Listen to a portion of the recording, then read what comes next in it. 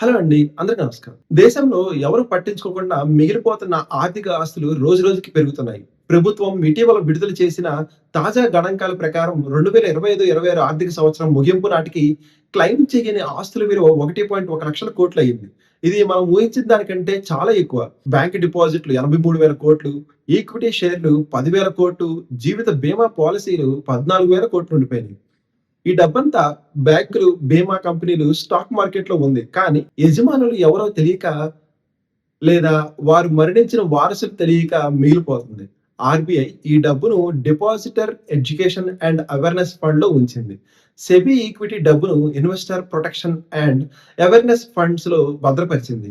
ఎందుకు ఇంత డబ్బు క్లెయిమ్ అవ్వడం లేదు? ప్రధాన కారణాలు పాత ఖాతాలు, ముందు రోజుల్లో కేవైసీ పత్రాలు చేతిరాతలతో నమోదు చేసేవాళ్ళు. షేర్‌లో స్పెల్లింగ్ తప్పులు, చిరునామా తప్పు లేదా తాత్కాలికం పాన్, ఆధార్ లింక్ కాకముందు ఖాతాలు తెరిచారు ఇయన్నీ. ఇప్పుడు డిజిటల్ కేవైసీ చేయాలంటే ఈ తేడాలు పెద్ద సమస్య అవుతున్నాయి. చాలా ఖాతాల్లో నామినీ వివరాలు కూడా పూర్తిగా లేవసల. ఖాతాదారు చనిపోయాక వారసులు బ్యాంకుకు ఆఫీసుల చుట్టూ తిరగాల్సి వస్తుంది. అర్హత నిరూపించుకోవడం కూడా చాలా కష్టంగా మారింది.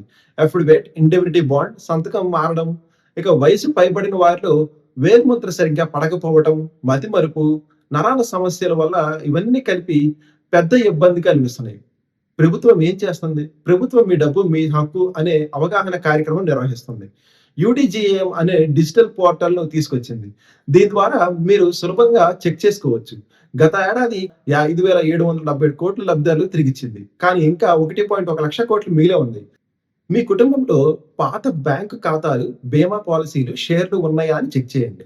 యూడీజీఏఎం.జీఓవీ వెబ్‌సైట్‌లో లాగిన్ అయ్యి సెర్చ్ చేయండి. పాన్ ప్లస్ ఆధార్ లింక్ చేయండి. కేవైసీ అప్డేట్ చేయండి. అన్ని ఖాతాల్లో నామినీ వివరాలు తప్పకుండా అప్డేట్ చేయండి. థాంక్ యూ అండి. జై హింద్.